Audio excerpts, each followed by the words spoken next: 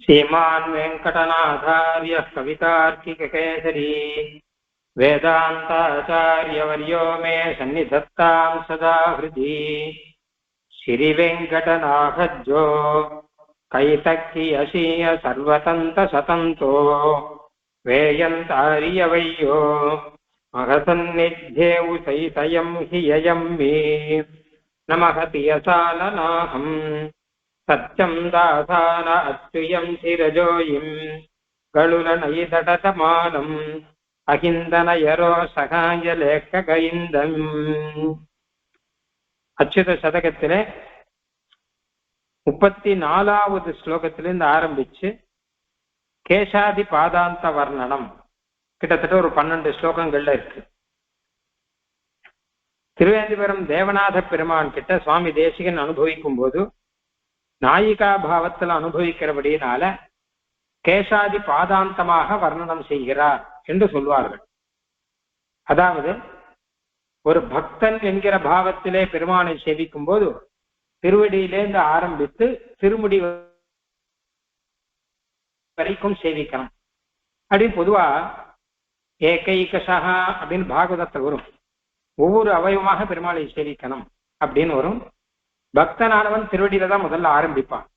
ஏன்னா பக்தர்களான நமக்கு திருவடி தான் பிரதானம். ஸ்ரீமன் நாராயண சரணவ் அப்படின்னு தானே சொல்றோம். சரணம் தான் பிரதானம். அதுல இருந்து ஆரம்பிச்சு திருவடியில சரணாகதி பண்றதுலேருந்து ஆரம்பிச்சா பெருமாளுடைய திருமுகம், அந்த திருமுகம்ங்கிறது பரம போக்கியமாக அனுபவிக்கக்கூடிய விஷயம். அதனால மோட்ச ஆனந்தம் அப்படிங்கிற அனுபவத்துல பார்த்தா பெருமாளை பார்த்து பார்த்து அனுபவிக்கலாம்னு வரும். ஆக சரணாகதிங்கிறது திருவடியில, அனுபவங்கிறது திருமுடியில அப்படின்னு இருக்கும் இல்லையோ. அதனால அந்த ரீதியில திருவடியிலேருந்து திருமுடி வரைக்கும் பாதாதி கேசாந்தமாக அனுபவிப்பார்கள். இதுக்கு பாதாதி கேசாந்தம் அப்படின்னு பெயர். அப்படியாக அனுபவிப்பார்கள். ஆபாத சூடம் அனுபூய ஹரிம் சயானம் அமரநாதிபிரான்ல அப்படிதான் திருப்பானாழ்வார் அனுபவிக்கிறார். பாதத்திலிருந்து ஆரம்பிச்சு ஆபாத சூடம், பாதத்திலிருந்து தலை வரைக்குமாக அவர் அனுபவிக்கிறார் அப்படின்னு பார்க்கணும். அதே மாதிரி அமரநாத பிரானை அடியொற்றியே பகவத் தியான சோபானம் சுவாமி தேசிகன் அருளி செய்கிறார். அதுலயும் பாதாம் போஜம் ஸ்பிருஷதி அப்படின்னு ஆரம்பிச்சு திருவடியிலேருந்து ஆரம்பிச்சு திருமுடி வரைக்கும் அனுபவிக்கிறார். ஆனால் திருவேந்திபுரத்துல தேவநாத பெருமானை அனுபவிக்கும் போது திருமுடியிலேருந்து ஆரம்பிக்கிறார். ஒரே ஒரு பாசுரம் காஞ்சிபுர பெருமாளுக்கு இரு பரிதியை தமகுடமும் அப்படின்னு ஆரம்பிச்சு ஒரே பாசுரம் தான். ஆனா அந்த பாசுரத்திலேயும் திருமுடியிலேருந்து ஆரம்பிக்கிறார். இங்க தேவநாயக பஞ்சாசத்து அச்சுத சதகம் இந்த 2 ஸ்தோத்திரங்கள், 2 ஸ்தோத்திரத்துல சுவாமி தேசிகன் பெருமாளுடைய திருமுடியிலேருந்து ஆரம்பிச்சு திருவடி வரைக்கும் அனுபவிக்கிறார். இது நாயிகா பாவத்திலே அப்படின்னு சொல்றார்கள். ஏன்னா பக்தன்கிற பாவத்திலே சரணாகதி செய்யறவனுக்கு திருவடி தான் பிரதானமா இருக்கும். ஆனா நாயிகா பாவத்திலே ஒரு நாயகனை பார்த்து அனுபவிக்கும் நாயிகைக்கு திருமுகம்தானே பிரதானமா இருக்கும், திருவடியா பிரதானமா இருக்கும் இல்லையே. அவர் திருவடி நன்னா இருக்கு அப்படின்னு நான் சொல்லுவார். அவர் திருமுகம் நன்னா இருக்குங்கிறதான முதல்ல அனுபவிப்பார். அதனால திருமுகத்திலே இந்த ஆரம்பிச்சு கடைசியில முடியும் போது அவனுடைய திருவடியில நாயகன் எம்பெருமானாக இருக்கிறபடினாலே ஆண்டாள் சாதிக்கிற மாதிரி கேசவ நம்பியை கால் பிடிப்பான் என்னும் இப்பேரு எனக்கு அருள் கண்டாய் அப்படிங்கிற. அப்போ கேசவ நம்பியை கால் பிடிப்பான், அவனுடைய திருவடியை நான் பிடித்து விட வேணும், இந்த ஒரு பேரு எனக்கு வேணும் அப்படிங்கிறார். அதனால நாயகனுடைய திருமுகத்திலிருந்து ஆரம்பித்து இருக்கக்கூடிய மனசுல இருக்கக்கூடிய சிருங்கார பக்தி பாவம் அப்படிங்கிறது கடைசியில திருவடியில கைங்கரியம் செய்யறதுல போய் முடியும். லட்சுமி தேவி அப்படிதான் பெருமாளுடைய திருவடியை கூசி பிடித்து கொண்டிருக்கிறார்கள் அப்படின்னு தானே சொல்றது. அதனால அந்த மாதிரி ரீதியில அது முடியுமா? அந்த ரீதியில முதல்ல பெருமாள் திருமுகத்திலேருந்து ஆரம்பிக்கணும். திருமுகத்துக்கும் மேல திரு கிரீட்டத்திலேருந்து ஆரம்பிக்கணும். அதுலேருந்து ஆரம்பித்து நாயிகா பாவத்திலே பெருமாளுடைய திருமேனி அவயவங்களை அனுபவிக்கிறார் அப்படின்னு வரணும். அதனால அந்த ரீதியில சுவாமி தேசிகன் அனுபவிக்கிறார். அதனால இங்க அச்சுத சதகத்திலையும் திருமுடியிலேருந்து கேசாதி பாதாந்த வர்ணனம் அப்படிங்கிறது ஆரம்பம். தேவநாயக பஞ்சாசத்துலாம் சொல்லிட்டாரு. மறுபடியும் எதுக்கு திருப்பி அனுபவிக்கிறார் இங்க அப்படின்னா தேவநாயக பஞ்சாசத்துல சொன்ன விஷயங்கள் தான் நிறைய அங்கேயும் இருக்கு அச்சுத சதகத்திலையும். இது பிராகிருத பாஷையில இருக்கிறபடினால சம்ஸ்கிருதம் தெரியாதவாள் கூட இதை தெரிஞ்சுக்கிட்டோம் அப்படிங்கிற ரீதியில இருக்கிறபடினால அங்க சொன்ன விஷயத்தையே இங்கேயும் திருப்பி சொல்றபடினால அதனால புனருக்தி திருப்பி சொன்னதையே சொல்லிட்டு இருக்கார் அப்படிங்கிற தோஷமானது கிடையாது. அதை நாம போன ஸ்லோகத்திலே பார்த்தோம். எப்படியானால் எம்பெருமானை கஜேந்திரன் அப்படின்னு சொல்றாரு. திஷா கஜேந்திர இவ கண்டித தனுஜேந்திர துமஹா அப்படின்னு கருட நதி தீரத்துல காட்டுல மலை தாழ்வரையில இருக்கக்கூடிய யானையாக சஞ்சரிக்கக்கூடிய யானையாக பெருமாளை அனுபவிக்கிறார் பார்க்க முடியும். இந்த அனுபவம் அப்படிங்கிறது அச்சுதத்திலும் இருக்கு, தேவநாயக பஞ்சாசத்திலும் இருக்கு. இருந்தா கூட பாஷை வேற வேறையா இருக்கு. அதனால பக்தர்கள் யார் எப்படி அனுபவிச்சாலும் இதை அனுபவிக்கட்டும் அப்படிங்கிற ரீதியில ரெண்டிலுமே சாதிக்கிறார் அப்படின்னு சொல்லலாம். ஆனா அதுக்கு மேல ஒண்ணு இருக்கு. என்ன கேட்டா அவர் எத்தனை தடவை வேணா அனுபவிக்கிறார். இவருக்கு என்ன தேவநாயக பஞ்சாசத்துல அனுபவிக்கிறார் மாத்திரம் இல்லாமல் அச்சுதத்திலையும் திருப்பி அனுபவிக்கிறார். பெருமாளை அப்பப்போ அனுபவிச்சுட்டு இருக்கலாம் இல்லையா? அது மாதிரி அப்போதைக்கு அப்போது அனுபவிச்சுட்டு இருக்கார். மும்மணி கோவிலையும் கூட தான் அனுபவிக்கிறார். கடைசியில பரமத பங்கம் அப்படின்னு ஒரு ரகசிய பிரபந்தம், அதுலயும் பரமத பங்கம் இல்ல பரமபத சோபானம் அப்படின்னு ஒரு ரகசிய பிரபந்தம். பரமபத சோபானத்துல கூட கடைசியில அது சில்லற ரகசியம். அதுல சீவைகுண்ட லோகத்துல பெருமான் எப்படி எழுந்தருளி இருக்கார் அப்படிங்கிறத அனுபவிக்கிறார். அது எப்படி வரும் கேட்டான்னா ஒரு ஜீவாத்மானவன் இங்கிருந்து எப்படி மோட்சத்துக்கு போறான் அப்படின்னு வரும். அதுல கடைசியில மோட்சத்துக்கு போய் பராப்தி எம்பெருமானை அடைந்து அங்க எம்பெருமானை அனுபவிக்கிறான்னு முடியும். முடிகச்ச எம்பெருமானை எப்படி அனுபவிக்கிறான் அப்படின்னா எம்பெருமானுடைய திருமேனியில இந்த மாதிரியாக அவன் திருமேனிய கேசாதி பாதாந்தமாக அனுபவிக்கிறான்னு வரும். அப்ப வரைச்ச அப்பவும் இதே விஷயங்கள் தான் சொல்றார். இங்க தமிழ்ல இருக்கும், இங்க சம்ஸ்கிருதத்துல இருக்கு, அங்க மணிப்பிரவாளத்துல இருக்கும். ஆனா இதே விஷயம்தான் அனுபவிக்கிறார்.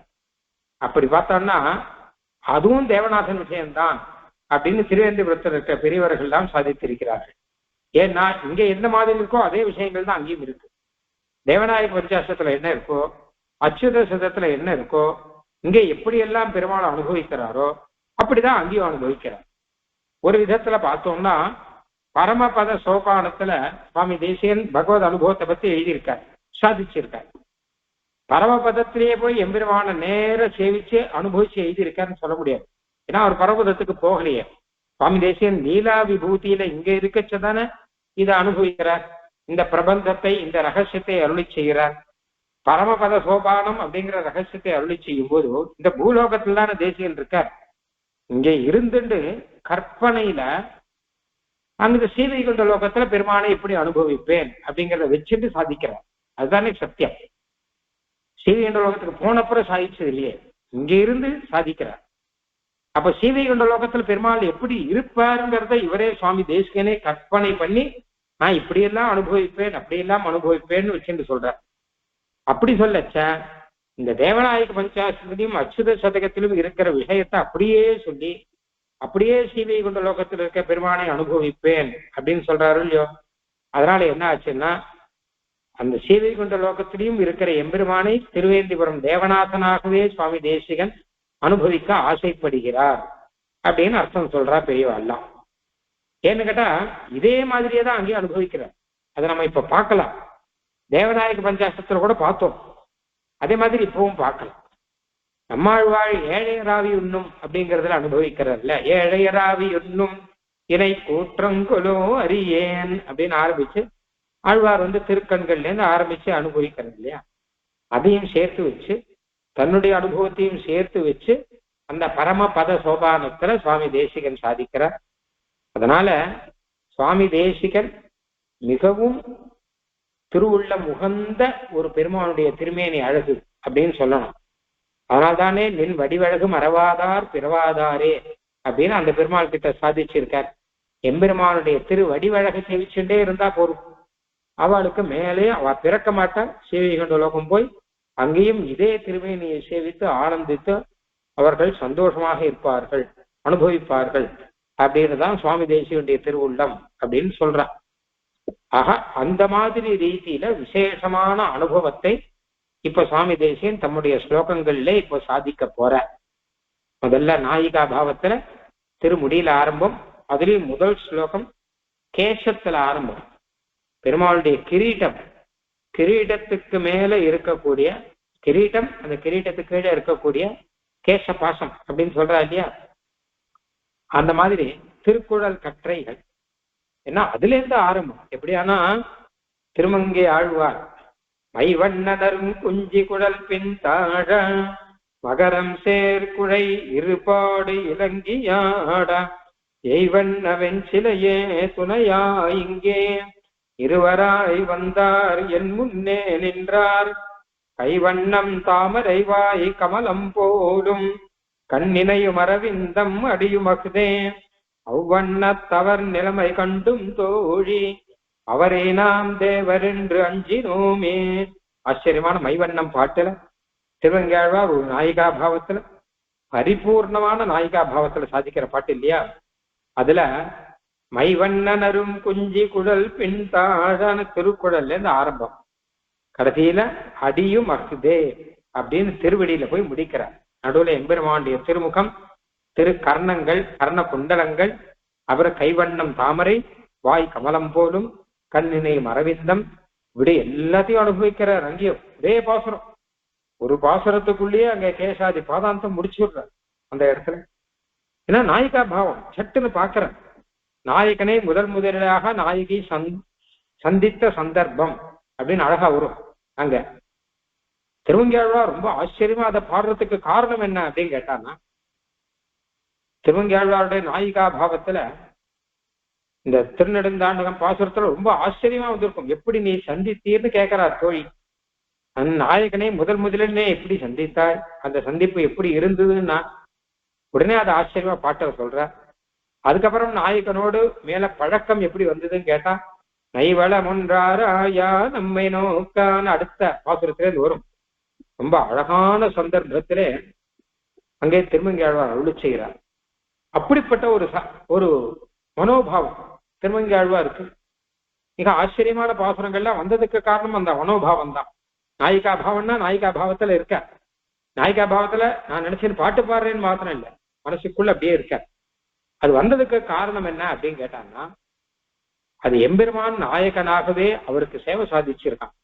திருமணம் கொல்லை இடத்துல எம்பெருமான் அயலாளி மணவாளன் அப்படிங்கிற எம்பெருமான் நேர திருமங்கை ஆழ்வாருக்கு முன்னாடி ஒரு நாயகனாக சர்வ ஆபரண பூஷிதனாக சர்வ அலங்காரத்துடன் ஆச்சரியமாக சேவையை சாதித்து அங்க ஆழ்வாரை ஆட்கொண்டாங்க.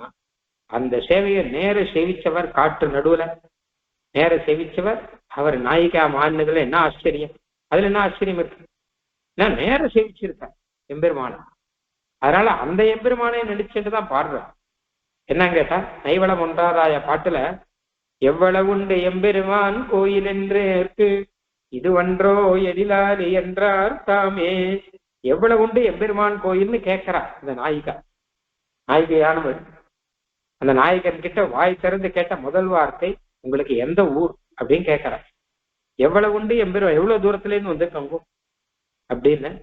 அப்ப நாயகன் பெருமாள் என்ன பதில் சொல்றாருன்னா, இது ஒன்றோ எழிலாலி என்றார் தாமே. இந்த ஊர் தானே எழில் ஆலி, இந்த ஆலின்னு அந்த ஊருக்கு திருநாமம். அழகான இந்த ஆலிங்கிற இந்த ஊர், இதே ஊர் தான்மா என் ஊர் அப்படிங்கிறான் பெருமாள். அதாவது நீ இருக்கும் இடம் தான் நான் இருக்கும் இடம், நான் வேற எங்கேருந்தோ வந்தவன் கிடையாது, நானும் உங்க ஊரு தான். நீ இருக்கும் இடத்தையே என் இடமாக நினைத்து அந்த இடத்தையே எனக்கு பரம பிராபியமாக நினைத்து கொண்டு இருப்பவன் நான். அதனால இதுவன்றோ எழிலாளி என்றார் தாமே அப்படின்னு எம்பெருமான் அருள் செய்தான் அப்படின்னு வரும். தொடர்ந்து பல பாசுரங்கள் இருக்கும்.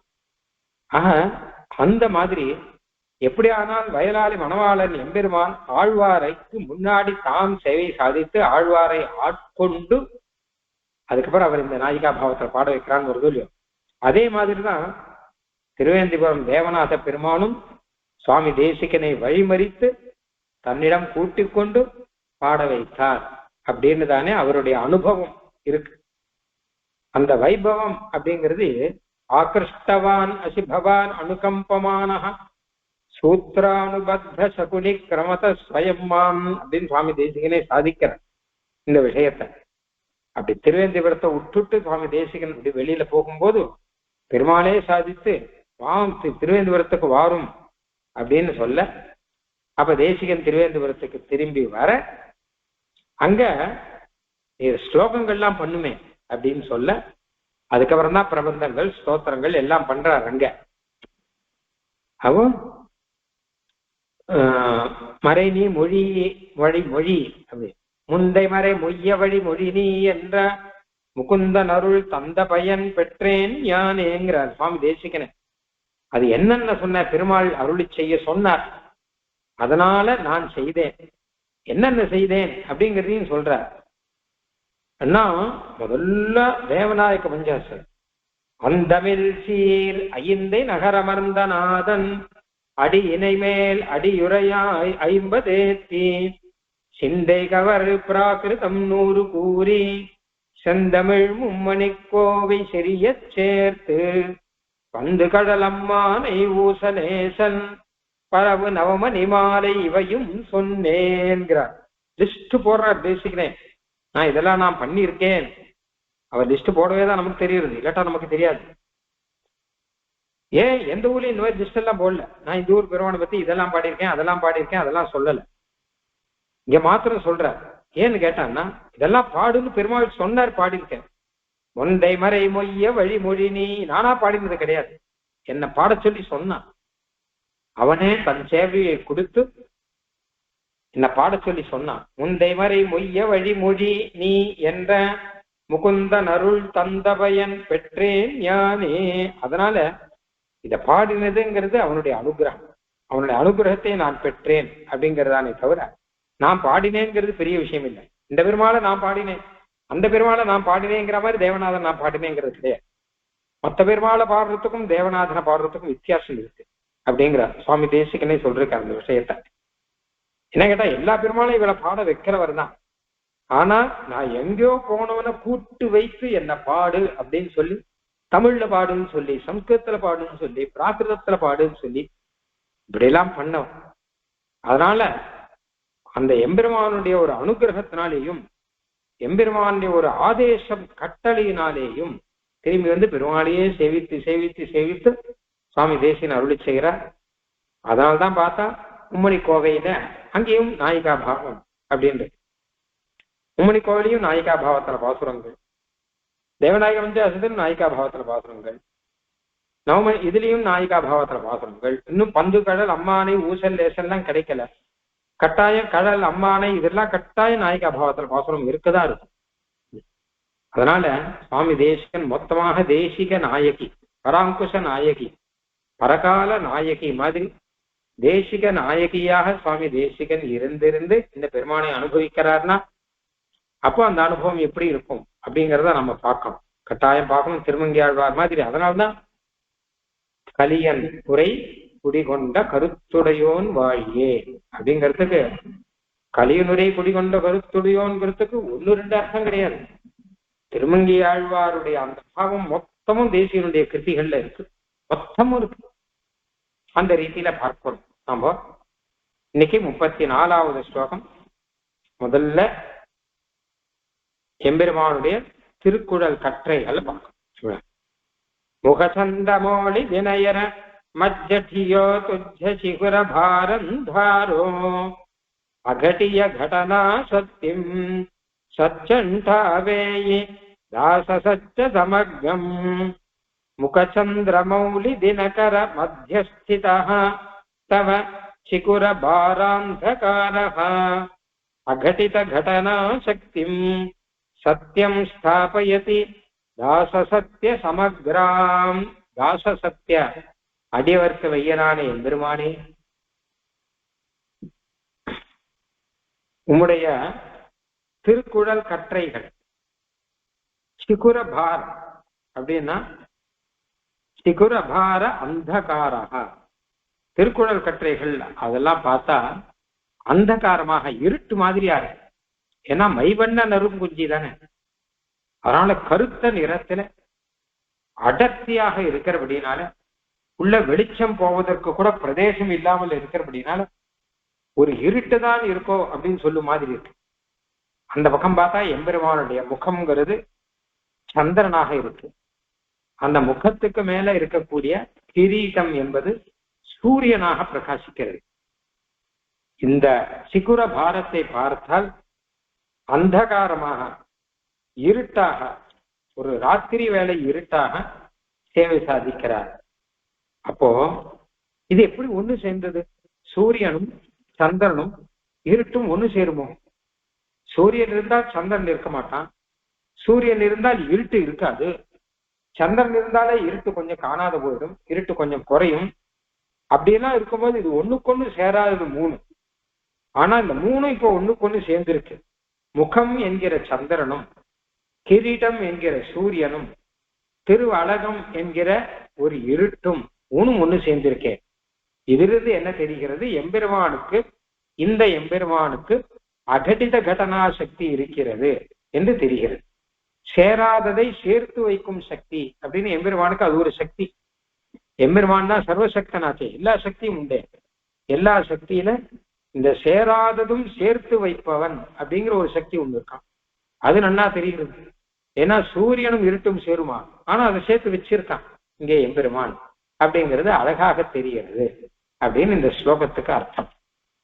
அழகா பாருங்க. முகச்சந்திர மௌலி, முகச்சந்திர மௌலி தினகர மத்தியஸ்திதா. அதுவும் ஒரு பக்கம் பார்த்தா முகம்ங்கிறது சந்திரன், மௌலினா கிரீடம்ங்கிறது சூரியன்.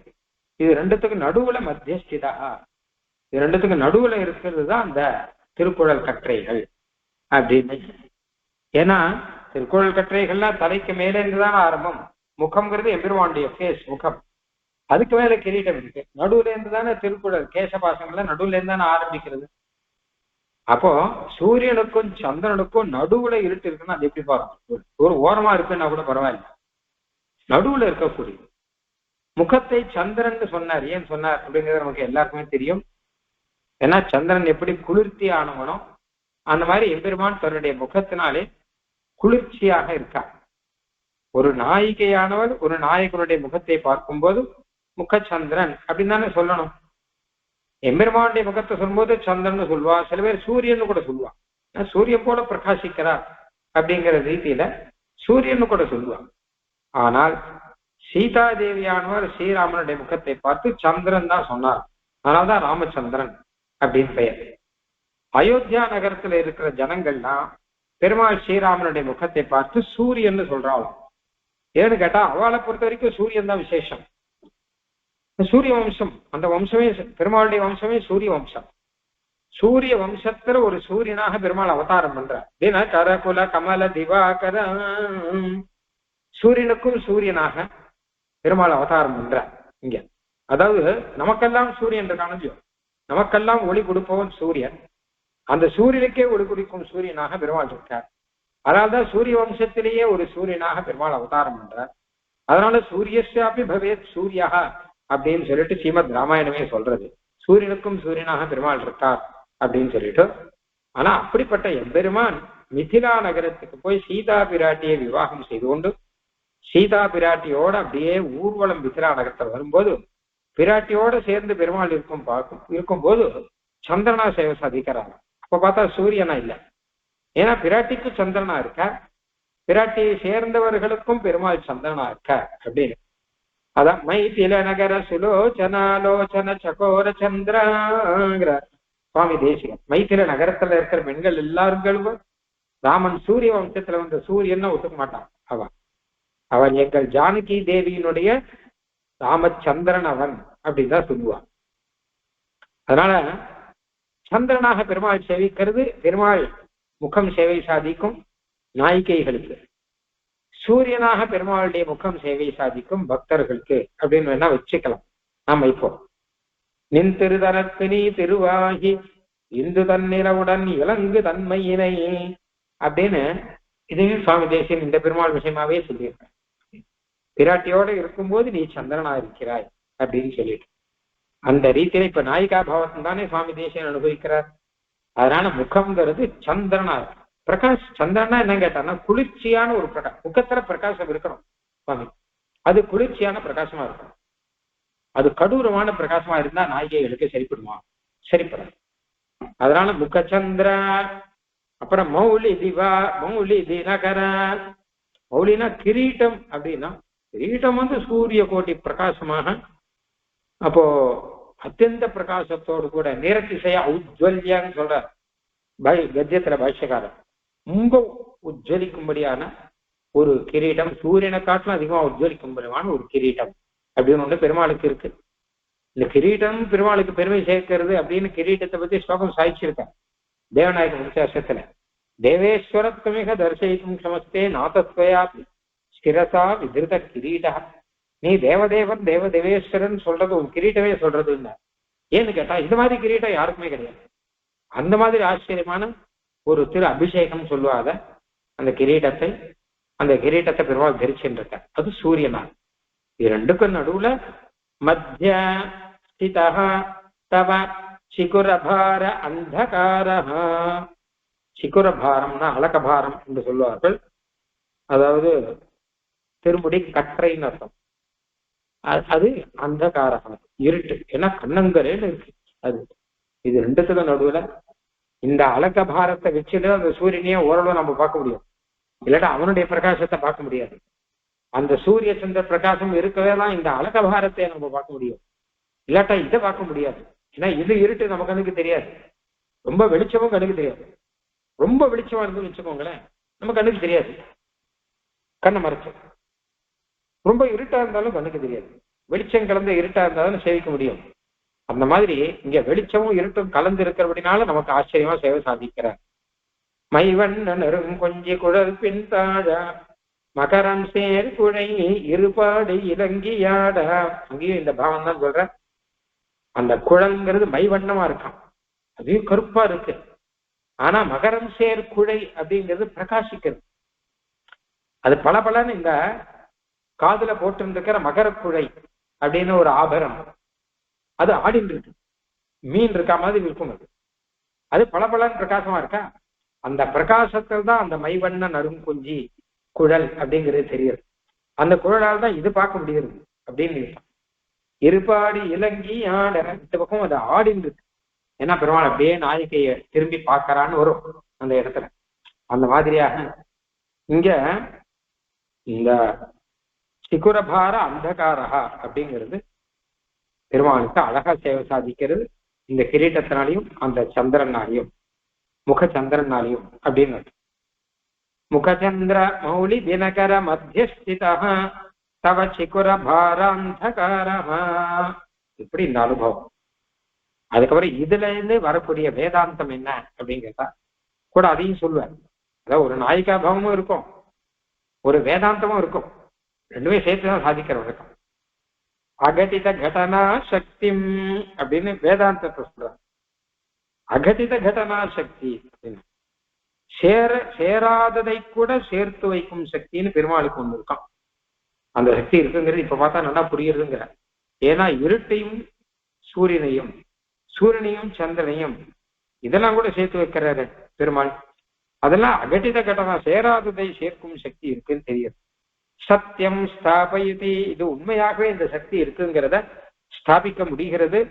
ஸ்தாபிக்கிறது இந்த உன்னுடைய திருக்குறள் கற்றைகள்.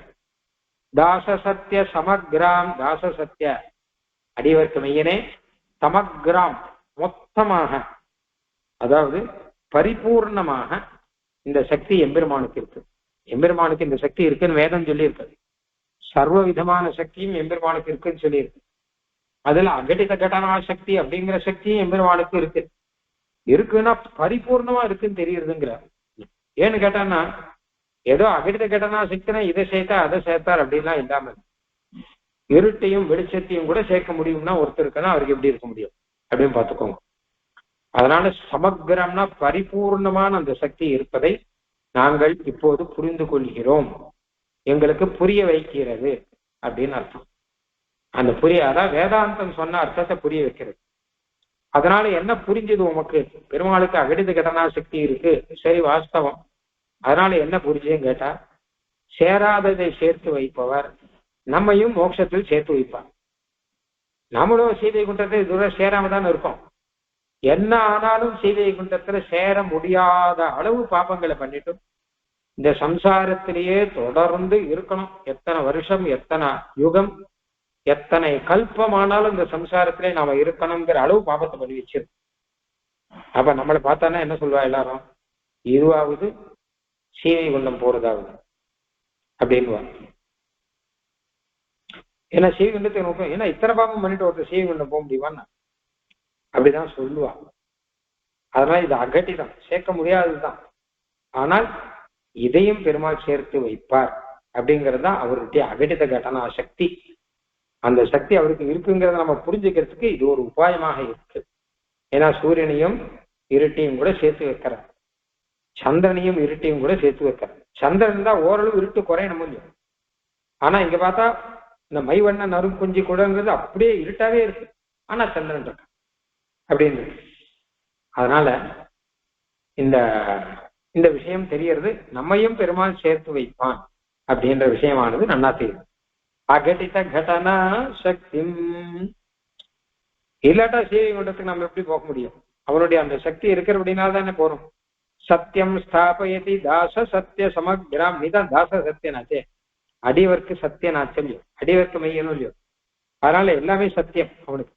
நம்மளை சேர்த்து வைப்பான்ங்கிறதும் சத்தியம். அதை நமக்கு புரிய வைக்கிறபடியாக இதுவும் சத்தியமாக இருந்து கொண்டிருக்கிறது அப்படின்னு அர்த்தம். அகடித கடனா தே சக்தி ராவிஷ்கிருத ஆஷா. சுவாமி தேசியன் பல இடத்துல இந்த அகடித கடனா சக்தியை பற்றி பேசல. இதுக்கு வியாக்கியானங்கள்லாம் பண்ணியிருக்கார் தத்துவமுக்தாகல பத்திர. அகடித கடனா சக்தினா என்ன அப்படின்னு இதுக்கு சாஸ்திர ரீதியில பரிஷ்காரங்கள் வியாக்கியானங்கள்லாம் பண்ணிருக்கார். பாதுகா சாஸ்திரத்துல என்ன சாதிக்கிறார்னா, அகடித கடனா சக்தினா சேராததை சேர்ப்பதுங்கிற. சேராதது எதுன்னா என்னுடைய தலையும் பெருமானுடைய திருவடியும், அது ரெண்டு இது வரைக்கும் சேரல. பெருமாள் திருவடியில் என் தலை வைக்கணும் இல்லையோ, இத்தனை ஜென்மமா நான் வைக்கல. ஏன் வைக்கல அப்படின்னா, வைக்கல, நான் சம்சாரத்துல இருந்துட்டு இருக்கேன், வைக்கல. சரி, இந்த ஜென்மத்தில அது வச்சீரா அப்படின்னு கேட்டானா, அது எப்படி வைக்க முடியும்? நம்ம சிரசை கொண்டு போய் பெருமாள் மூலஸ்தானத்துக்குள்ள இருக்கார், உள்ள கொண்டு போய் நம்ம சிரசை வைக்க முடியுமா? அப்ப என்ன பண்றது, நம்ம சிரசையும் பெருமாளுடைய திருவடியும் சேர்க்கணும். சேர்த்தாதானே மோட்சம் வரும். அப்ப பெருமாள் திருவடியும் சிரசையும் எது சேர்க்கறதுன்னா பாதுகை தான் சேர்க்கிறாரு. ஏன்னா திருவடியிலேருந்து நம்ம சிரசை கிட்ட வர்றாரு இல்லையா. அதனால பாதுகை தான் திருவடியும் சிரசையும் சேர்க்கக்கூடிய ஒரு பாதுகைக்கு தான் அந்த சக்தி இருக்குன்னார். அகடித கடனா தே சக்தி. பாதுகையே அகடித கடனா சக்திங்கிறது பெருமாளுக்கு இருக்குங்கிறத காட்டிலும் உமக்கு தான் இருக்குன்னு சொல்லணும். ஏன்னா என் தலையையும் பெருமாளுடைய திருவடியும் சேர்த்து வைக்கிறோம் நீர் தான். இதனால சேராம இருந்தது, சேராததை சேர்த்து வைக்கும் சக்தி உமக்கு இருக்கிறது அப்படின்னு நல்லா தெரியுது அப்படிங்கிற. அந்த மாதிரி வீட்டில் அகடித கடனா சக்தினா நம்மையும் கூட பெருமாள் தன்னிடம் கூட்டுக்கிறான் அப்படிங்கிறத, அந்த சக்தி பெருமாள் அது தெரியுது. முகச்சந்திர மௌலி தினகர மத்தியஸ்தித தவ சிகுர பாராந்தகார அகடித கடனா சக்திம் சத்தியம் ஸ்தாபயதி தாச சத்திய சமக்ராம். அந்த பரமபத சோபானத்துல இதை சொல்லும் போது திவ்யாலக பங்கியாகிற ராத்திரியோடே அகடித கடனா சாமர்த்தியத்தாலே சேர்ந்தது என்னலாம் படி கதிராயிரமிரவி கலந்து எரித்தாலொத்த நீழ்முடியை பார்த்து முடிச்சோதியாய் உனது முகச்சோதி மலர்ந்ததுவோ என்பது அப்படிங்கிற. அங்கே இதே விஷயத்தை அப்படியே சொல்லிருக்க பாருங்க. அகடித கடனா சாமர்த்தியத்தாலே நீர் சேர்க்கிற திவ்ய அழக பங்கியாகிற ராத்திரியோட ஆச்சரியமான திருக்குறள் கட்டுறங்கிற ராத்திரி, கதிர் ஆயிரம் இரவி கறந்து இருக்கக்கூடிய திருமுடி, இந்த ரெண்டையும் சேர்த்து வச்சு அங்கேயும் அனுபவிக்கிறார் அப்படின்னு தெரிகிறது. அப்போ அந்த கிரீடத்தை முடிச்சோதியாய் உனது முகச்சோதி மலர்ந்ததுவோன்னு அனுபவிக்கலாம் அப்படின்னு சொல்ற. நான் முதல்லயே சொன்ன மாதிரியாக இந்த மாதிரி இதே விஷயங்களை இந்த 3 இடத்துல திருப்பி திருப்பி சுவாமி தேசிகன் சொல்றாங்க. அந்த அளவு அனுபவம் இவருக்கு விசேஷமாக இருக்கிறது என்பது நன்றாக தெரிகிறது. அடுத்தது பரிகசிய புன்ன சந்தம் பதுமசரிச்ச பிரசன்ன லோய நஜுயலம் சங்கப்பிய துரியாயிவி சம்ஹரியம் ஹரை தாசசச்ச சுகமுகம் பரிஹசித பூர்ணச்சந்திரம் பத்மசதிருக்ஷ பிரசன்னலோச்சனயுகலம் சங்கல்பித துரிதான்யபி சம்ஸ்மிருதம் ஹரதி தாசசத்ய தவ முகம். இங்கேயும் தாசசத்ய தவ முகம், உம்முடைய முகமானது எப்படி இருக்கு அப்படிங்கிற திருக்குறள் கற்றை போன ஸ்லோகத்துல பார்த்தோம். இப்போ அதுக்கு கீழே முகம். முகம் பரிஹசித பூர்ணச்சந்திரம், பூர்ணச்சந்திரனை பரிகாசம் செய்யும்படி பூர்ணச்சந்திரனை விட அழகாக இருக்கிறது.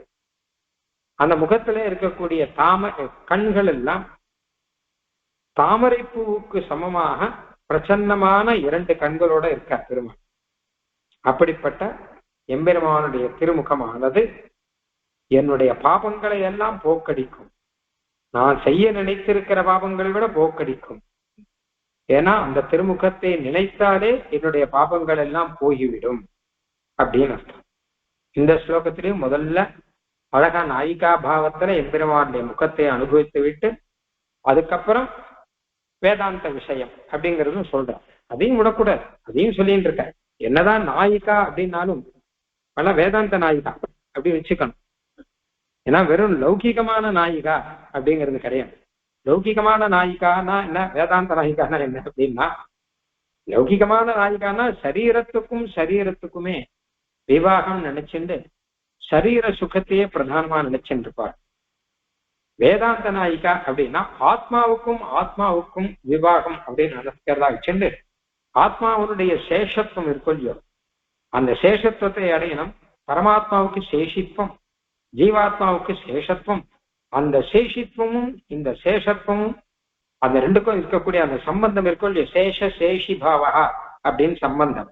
அந்த சம்பந்தம் தான் விவாக சம்பந்தம். அந்த சம்பந்தம் நிலையில் இருக்க அந்த சேஷத்துவத்தினுடைய பலன்தான் கைங்கரியம். அந்த சேஷத்துவ பலனாகிற கைங்கரியம் கிடைச்சதுன்னா அப்ப விவாகம் சபலமாகுச்சு அப்படின்னு அர்த்தம். அப்ப இங்க நாயகனை அனுபவிக்கிறார் அப்படின்னா என்ன அர்த்தம் கேட்டா, சேஷபாவத்தை பூர்ணமா அனுபவிக்கிறார் அப்படின்னு தான் அர்த்தம். கைங்கரியம் செய்து அனுபவிக்கிறார் அப்படின்னு அர்த்தம் இந்த இடத்துல. ஆக அந்த ரீதியில இருக்கபடினால வேதாந்த அர்த்தமும் சேர்ந்து வரும். இப்ப எம்பெருமானுடைய முகத்தை பார்க்கும்போது ஒண்ணு பரிஹசித பூர்ண சந்திரம், பூர்ண சந்திரனை பரிகாசம் செய்கிற மாதிரி இருக்கிறது அப்படின்னா, அதாவது பூர்ண சந்திரனை விட அழகாக இருக்கிறது அப்படின்னு அர்த்தம். அப்புறம் பத்ம சதிருக்ஷ பிரசன்ன லோச்ச நயுகலம், தாமரை பூ போன்ற பிரசன்னமான 2 கண்களை உடையது இந்த முகத்துக்கு 2. இப்போ சந்திரனை போல அப்படின்னு போன ஸ்லோகத்திலேயே சொல்லிட்டார். நம்ம பார்த்தோம் போன ஸ்லோகத்திலே முகச்சந்திர மௌலி தினகர திவ் அப்படின்னு தானே பார்த்தோம். நம்ம முகச்சந்திர அப்படின்னு எம்பெருமானுடைய முகம் சந்திரன் போல இருக்கக்கூடியது. சந்திரன் போலன்னு சொன்னா 2 அர்த்தம் சொல்றான். ஒண்ணு, அதாவது காவியங்கள்ல எல்லாம் சந்திரனை போல முகம் அப்படின்னு சொல்றது உண்டு, சகஜமா சொல்றது உண்டு. சந்திரனை போலன்னா என்ன அர்த்தம் அப்படின்னு கேட்டா, சந்திரனை போல பிரகாசமா இருக்குன்னு ஒரு அர்த்தம். அதாவது சந்திரன் எப்படி வட்டமா இருக்கானோ அப்படி இருக்கிறது மாத்திரம் இல்லாமல் சில பேருடைய முகம் பார்த்தா நல்லா எப்பவுமே பிரகாசமாவே இருக்கும், அதுபோல பிரகாசமா இருக்கும் அப்படின்னு ஒரு அர்த்தம். இன்னொரு அர்த்தம் என்ன கேட்டான்னா, சந்திரன்கிறவன் ஆஹ்லாதகரன். இந்த அர்த்தம் தான் சாஸ்திரங்கள்ல எழுதியிருக்கான். சந்திரனை பார்த்தாலே ஒரு சந்தோஷம் வரும், எல்லாருக்கும் வரும். நான் அடிக்கடி சொல்வேன், அது இந்த காலத்துல நமக்கு அந்த அனுபவம் குறைஞ்சுட்டு. இப்ப நமக்கு ராத்திரி வேளையில டியூப் லைட் எல்லாம் போட்டு ஆத்துக்குள்ள உட்காந்துருக்கோம் இல்லையா, இந்த சௌகரியம் முன் காலத்துல கிடையாது. எலக்ட்ரிசிட்டி கிடையாது, லைட்டு போட்டுன்னு ஆத்துக்குள்ள உட்கார முடியாது. அப்போ பகல் முழுக்க அவ தாப்பத்தில் இருக்க, ஃபேன் எல்லாம் கிடையாது இல்லையா, பகல் முழுக்க தாப்பத்தில் இருக்கவாளுக்கு ராத்திரி வேளையில சந்திரன் வந்தாச்சுன்னா கட்டில போட்டுன்னு வாசல் வந்துடுவான் அவெல்லாம். அந்த சந்திரனை பார்த்தாலே, அப்பா சந்திரனை பார்த்தாலே ஒரு குளிர்ச்சி, சந்திரனை பார்த்தாலே ஒரு சந்தோஷம் அப்படிங்கிறது இருக்கும். சந்திரனே ஒரு குளிர்ந்த கிரணங்களை உடையவன், பார்க்கச்சே சந்தோஷம். குழந்தைகளுக்கே கூட பார்க்கச்சே சந்தோஷம் தாங்க. சூரியனை பார்த்தா கண்ணு பூசும், ஆனா சந்திரன் பார்த்தா நிலா நிலா ஓடிவா இல்லாமல் ஓடிவா அப்படின்னு பாடிடும் குழந்தைகளை. ஆகையினால சந்தோஷத்தை கொடுக்கிறது சந்திரனுக்கு ஒரு முக்கியமான ஒரு குணம் என்ன கேட்டா, ஆஹ்லாதகரத்துவம், சந்தோஷத்தை கொடுப்பவன், நிறைய சந்தோஷத்தை உண்டாக்குபவன். அப்படி ஒரு முகம் இருந்தா அந்த முகத்தை தான் முகச்சந்திரன் சொல்லுவான். பார்த்தாலே சந்தோஷத்தை கொடுக்கணும். அப்படி இருந்தா அப்ப சந்தனை போல முகம் அப்படின்னு சொல்லுவாங்க. இப்போ என்ன கேட்டான்னா, சந்திரன்லயே அரைக்குறை சந்திரன்லாம் இருக்கான்னு வச்சுக்கோங்களேன். சந்திரனுக்கு ஒரு தோஷம் உண்டோ இல்லையோ, நமக்கு தெரியுமோ இல்லையோ. என்ன கேட்டா தேஞ்சு போவான், வளர்ந்து போவான், பாதி இருப்பான், கால் பாகம் இருப்பான், இப்படி 16 கலையோடு கூட சந்திரன் இருக்கான். அப்ப சந்திரனை போல முகம் அப்படின்னா எந்த சந்திரனை போலன்னு கேட்டான். அமாவாசை சந்திரனை போலையா அப்படின்னு ஒரு கேள்வி வந்து அவன் என்ன சொல்லுவோம். முகம் சந்திரனை போலதான் இருக்கு, அமாவாசை சந்திரனை போலையா அப்படின்னு சொன்னா கஷ்டம். அஷ்டமி சந்திரனை போலன்னு சொன்னா ஏதோ பாதி இருக்குன்னு அதெல்லாம் போறாது. பூர்ண சந்திரன் போலன்னு சொல்லணும். போன ஸ்லோகத்துல சந்திரன் சொன்னா கூட வெறும் சந்திரன் சொன்னா போறாது. பௌர்ணமி நிலவு அப்படின்னு சொல்ற ரீதியில பூர்ண சந்திரன் எப்படி இருக்கானோ அந்த மாதிரி பூர்ணமும் பிரகாசமா இருக்கக்கூடிய ஒரு முகம் அப்படின்னு தான் நம்ம சொல்லணும். அதனால பூர்ண சந்திரன் போன்ற முகம் அப்படின்னு சொல்லணும். ஆனா அது சொன்னா கூட திருப்தி இல்லை. பரிஹசித பூர்ண சந்திரங்கிற பூர்ண சந்திரனை பரிகாசம் பண்ணக்கூடிய முகமா. அதாவது எம்பெருமானுடைய முகம் இருக்கு, பூர்ண சந்திரனும் இருக்கான்னு வச்சுக்கோங்க. அப்ப பார்த்தானா எல்லாரும் சில பேர் சொல்ற, ஆஹா இந்த பூர்ண சந்திரன் போலவே எம்பெருமான் முகம் இருக்கே அப்படின்னா அப்ப பெருமாள் பரிகாசம் பண்ணுவாராம். ஏன்னு கேட்டா, சரி வாஸ்தவம், இன்னைக்கு பூர்ண சந்திரன் போல என் முகம் இருக்கு, இன்னும் 4 நாள் கழிச்சு வந்து பாரு அப்படின்னா அதுல சந்திரனை பாதி காணாத போயிருக்கு. இன்னும் 15 நாள் கழிச்சு வந்து பாரு, அந்த சந்திரனே காணாத போயிருப்பான். என் முகம் அப்படியா? என் முகம் தேயக்கூடியதா? என் முகம் தேஞ்சு வளர்ந்து இதெல்லாம் உண்டா? எப்பவுமே பூர்ண சந்திரன் போல முகம் தானே. அப்ப பூர்ண சந்திரனுக்கு கூட வளர்தல் தேய்தல் அதெல்லாம் உண்டு. அதனால பிரகாசம் குறைஞ்சு போகும். அதான் வளர்தல் தேய்தல் தான் நம்ம சந்தனை பார்த்தா தெரியும். சந்தனே மொத்தமா தேஞ்சு போறான்னு அப்படிலாம் அர்த்தம் இல்லை, ஒரு பாகம் மறைஞ்சு போறதுன்னு தானே அர்த்தம். ஆனா அந்த மாதிரி இல்லாமல் எம்பெருமான் எப்பவுமே நித்திய பிரகாசத்தோடு கூட இருக்கான் அப்படிங்கிறபடினால பூர்ண சந்திரன் போல அப்படின்னு சொல்ல முடியாது. அப்புறம் இன்னொரு விஷயம், சந்தே கலங்கா சுஜனே தரித்ரதா விகாசலக்ஷ்மி கமலேஷு சஞ்சலா அப்படின்னு ஒரு ஸ்லோகம் இருக்கு சம்ஸ்கிருதத்துல. பெருமாள் எதை படிச்சாலும் ஏதோ ஒரு தோஷத்தோட படைக்கிறான் அப்படின்னு அர்த்தம். சந்திரனை பார்த்தா சந்தனுக்குள்ள கலங்கம் இருக்கு, சந்தனுக்குள்ள ஒரு கருப்பு அடையாளம் ஒன்று. சந்தன் பளபளபளன்னு இருக்கான்னு இல்லையோ, பார்த்தா கருப்பு அடையாளம் இருக்கு. தாமரைப்பூ பார்த்தாலும் தாமரைப்பூ ராத்திரியில மூடிக்கிறது. எப்பவுமே மலர்ந்து இருக்கலாமோ இல்லையோ, மலர்ற தாமரைப்பூ ராத்திரி மூடிடுது. ஒண்ணு ஒண்ணுக்கும் ஒரு குறை இருக்கு. சந்திரனை பார்த்தா சந்திரே கலங்கா கலங்கம் இருக்கு. தாமரை பூல பார்த்தா விகாசலக்ஷ்மி கமலேஷு சஞ்சலா, அது மலர்ந்து இருந்தா எப்பவுமே மலர்ந்தா பரவாயில்ல, ராத்திரி வேலை அப்படியே மொத்தமா பூமி போயிடும். அது சுஜனே தரித்ரதா, நல்ல ரொம்ப ரொம்ப நல்லவன், நல்ல பண்டிதன் மாத்திரம் இல்ல, அவர் யாருக்கும் எந்த கெடுதலும் பண்ணாத நல்லவரா இருக்கார் அப்படின்னா அவருக்கும் கஷ்டம். பெருமாள் சிருஷ்டியில இதெல்லாம் இருக்கும் போல இருக்கு. சந்திரே கலங்க சுஜனே தரித்ரதா விகாசலக்ஷ்மி கமலேஷு சஞ்சலாம் அப்படின்னு வரும். யசோ விதாசு கதையந்தி கண்டிதம் அப்படின்னு. அவர் சந்திரன்ல கலங்கம் இருக்கே, கொஞ்சம் ஒரு அழுக்கப்பட்ட மாதிரி சந்திரன் இருக்கு. ஆனா எம்பெருமானுடைய திருமுகத்திலேயோ கொஞ்சம் கூட கலங்கம்ங்கிறதே கிடையாது.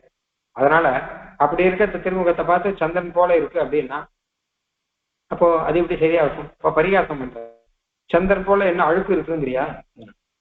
இல்ல இல்ல, சந்திரன்ல அழுக்கு இருக்கு, இங்க அழுக்கே கிடையாது. பரிஹசித முக சந்திரா, எந்த விதத்திலே சந்திரன் ஒப்பாகுங்கிற சூரத்தாழ்வான் ஒரு ஸ்லோகத்தை சாதிக்கிறேன். ஏதோ சந்திரன் சந்தன போல அப்படின்னு சொல்றாரு.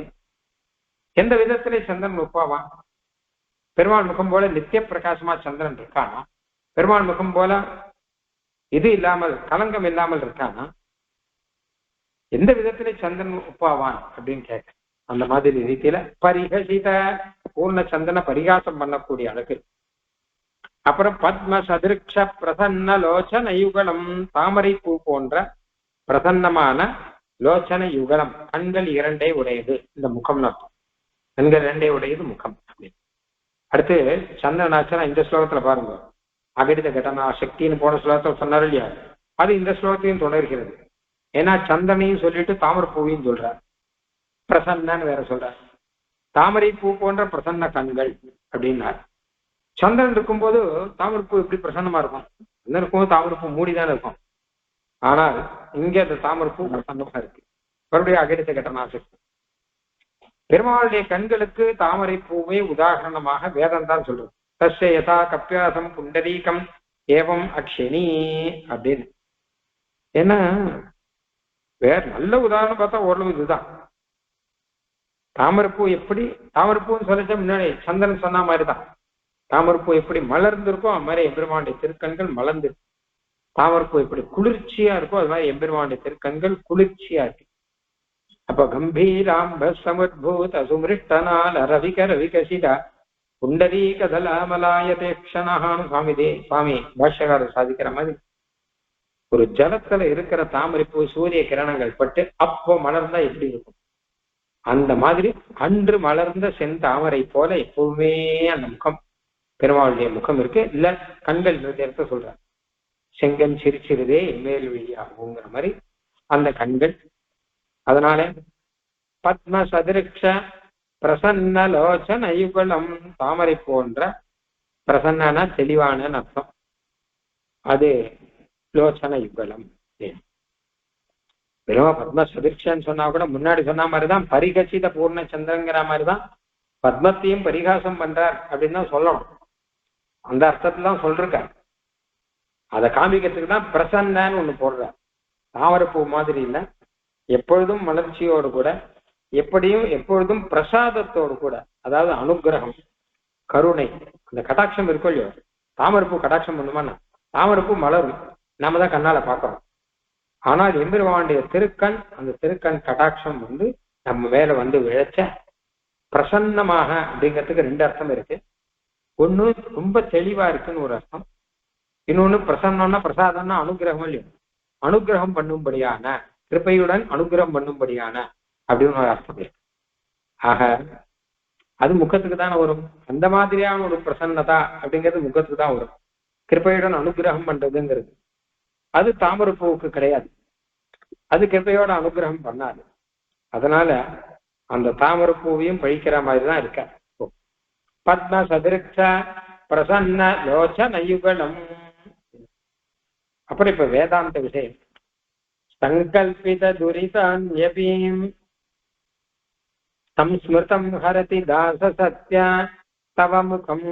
இப்படிப்பட்ட எம்பெருமானுடைய முகமானது நம்முடைய பாபங்களை எல்லாம் போக்கடிக்கிறது அப்படிங்கிற, இருட்டை போக்கடிக்கிற மாதிரி நம்மளுடைய பாபங்களை எல்லாம் போக்கடிக்கிறது. அந்த எம்பெருமானுடைய திருமுகம் இப்படி இருக்குங்கிறத நேர பார்த்தாலே பாபங்கள் போகும். ஸ்மிருதம் இல்ல அதை ஸ்மரிச்சா, மனசால நினைச்சா கூட நம்மளுடைய பாபங்கள் எல்லாம் போயிடும் அப்படின்னு. சங்கல்பித துரிதான்யபி சம்ஸ்மிருதம் ஹரதி தாச சத்ய தவ முகம். அத சம்ஸ்மிருதங்கிறதா நின் வடிவழகு மறவாதார்னு சாதிக்க, மறக்காமல் அதையே நினைச்சிருந்தோம்னு வச்சுக்கோங்க. அப்போ நம்முடைய பாபங்கள் எல்லாம் போக ஆரம்பிச்சு. எப்போ இப்ப தப்பு காரியம் பண்ணணும் தோன்றதோ, தப்பு காரியம் பண்ணணும்னு சில சமயம் நமக்கு தோணும்.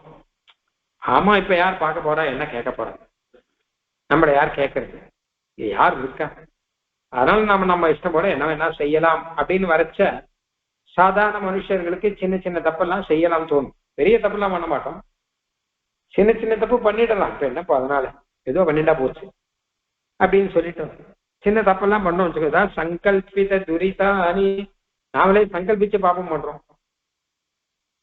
சங்கல்பிச்சு, அதாவது இப்ப தப்புலாம் இப்ப யார் கேட்க போறா, யார் என்ன பார்க்க போறா, நம்ம ஏதோ ஒண்ணு பண்ணிடலாம் அப்படின்னு சொல்லிட்டு சில தப்பெல்லாம் பண்ணோம்னா அந்த மாதிரி எண்ணம் வந்ததுன்னு வச்சுக்கோங்களேன், பாப்ப சங்கல்பம் வந்ததுன்னு வச்சுக்கோங்க, நம்ம பண்ணிடலாம் அப்படின்னு எண்ணம் வந்ததுன்னா உடனே என்ன பண்ணணும் கேட்டா அது ஒழிக்கணும் முடியும்.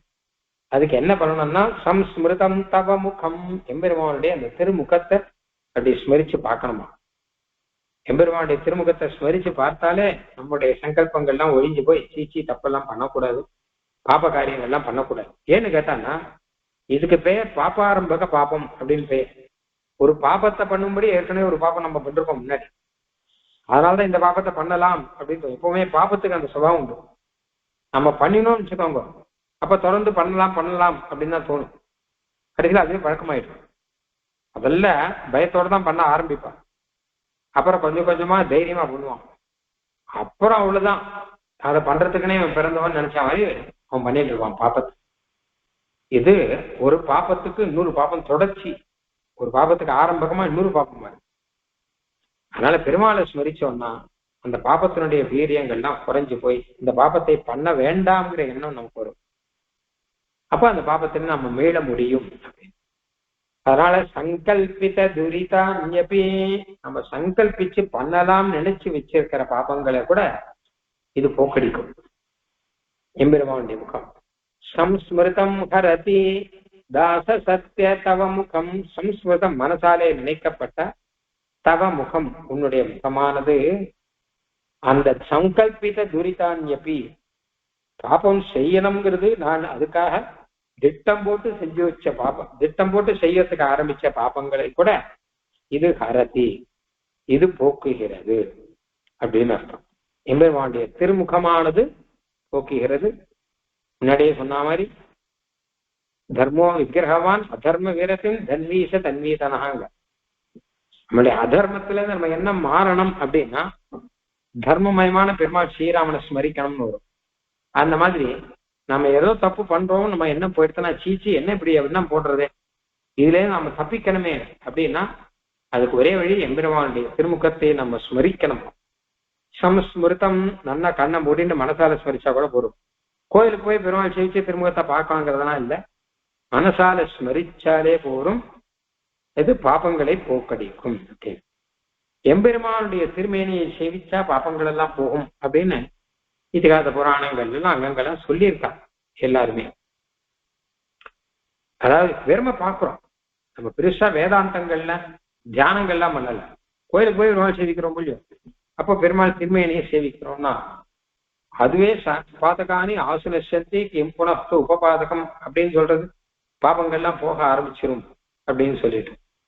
ஏன்னா சுபாஸ்கரியமான திருமேனி இது. அதனால இந்த எம்பெருமானுடைய முகத்தை ஸ்மரித்தாலே போரும், பாப்பங்கள் எல்லாம் போகிவிடும். சங்கல்பிதமான பாப்பங்கள் கூட போகிவிடும்.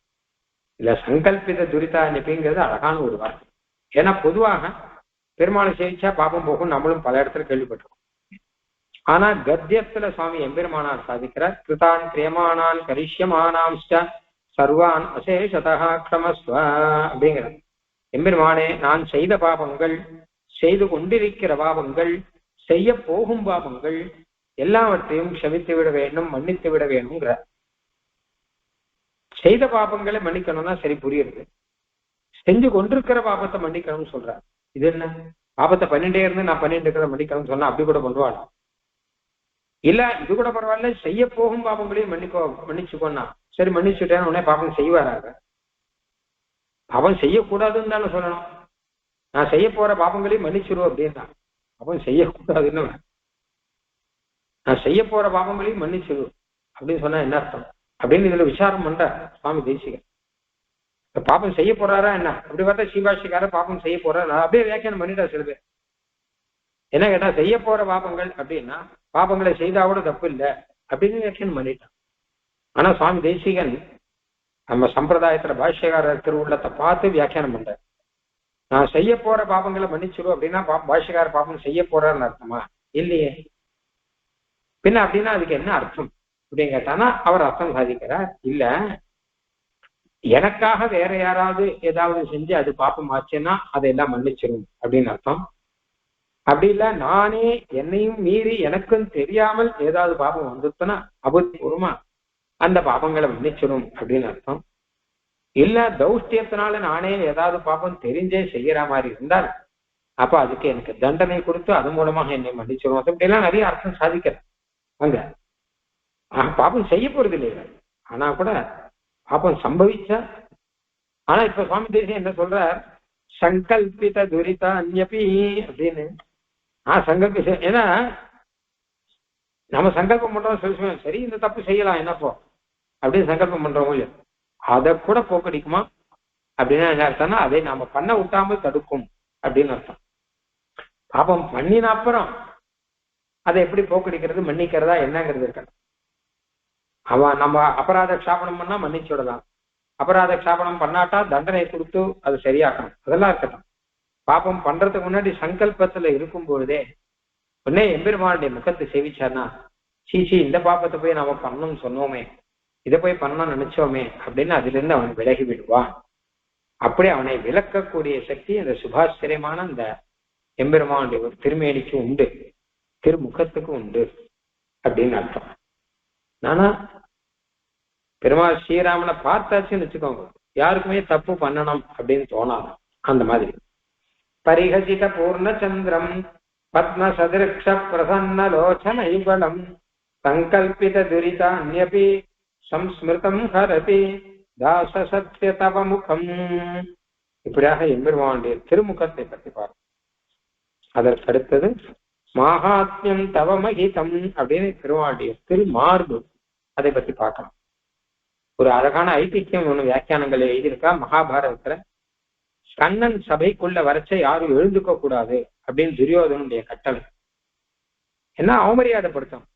கண்ணன் சபைக்குள்ள வரான், துரியோதனுடைய சபைக்குள்ள பாண்டவ தூதனாக வரான். அப்ப யாருமே எழுந்திருக்க கூடாதுன்னு சத்தம் போட்டாங்க. சபையில யாரும் எழுந்திருக்க கூடாது, கண்ணனை அவமரியாதைப்படுத்தணும் அப்படின்னு சொல்லிட்டு கண்ணன் உள்ளுக்குள்ள வரான். ஹஸ்தினாபுரத்துக்குள்ள கௌரவ சபைக்குள்ள வரும்போது எல்லாரும் எழுந்துட்டான். உடனே துரியோதனுக்கு கோபம் வந்துட்டு, நான் தான் யாருமே எழுந்திருக்க கூடாதுன்னு சொன்னீங்க, நீங்களாம் ஏன் எழுந்திருந்தோங்க அப்படின்னா, மகாராஜா நீங்க ஏன் எழுந்துட்டோமோ கேட்கறான். நீங்க எழுந்துக்கதான் நாங்க எழுந்துட்டோம். அவன் பார்த்தா துரியோதனை எழுந்து நிற்கிறான்.